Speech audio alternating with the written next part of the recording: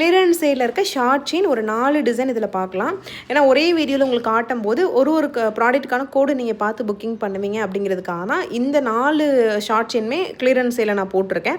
அதை வந்து உங்களுக்கு ஒரு வீடியோவாக போஸ்ட் பண்ணியிருக்கேன். ஒரு ப்ராடக்ட்டும் மேலேயே அதோட ஆப் கோடு கொடுக்குறேன். கரெக்டாக உங்களுக்கு அந்த ப்ராடக்ட் பிடிச்சிருக்கு அப்படின்னா அதை போயிட்டு நீங்கள் சர்ச் பண்ணி ஆர்டர் ப்ளேஸ் பண்ணிக்கோங்க. மொத்தம் 4 ஷார்ட் செயின் வரும். ஓகேவா?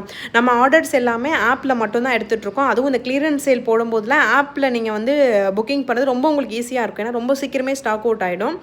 ஸோ நீங்கள் நாங்கள் சொல்லும் போதே ஒரு 1/2 hour 1 hourக்குள்ள புக்கிங் பண்ணிங்க அப்படின்னா அந்த ப்ராடக்ட் உங்களுக்கு கிடச்சிரும். ஓகேவா?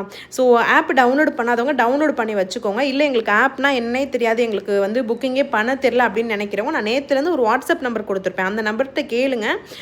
ஸோ அவங்க வந்து இருக்கா இல்லையான்னு செக் பண்ணி சொல்லுவாங்க. ஏன்னா ஆப்பில் இல்லைன்னா நாங்கள் அப்டேட் பண்ணிடுவோம். மேனுவலாக நீங்கள் கேட்கும்போது அவங்க செக் பண்ணி தான் சொல்லணும். அப்போ இருந்துச்சுன்னா நீங்கள் வாட்ஸ்அப்பில் புக்கிங் பண்ணிக்கலாம்.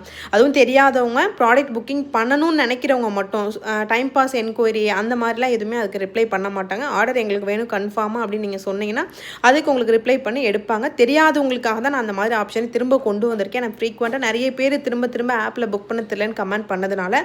ஸோ உடனே இந்த ஆஃபரை மிஸ் பண்ணாமல் ஆப்பில் புக் பண்ணிக்கோங்க.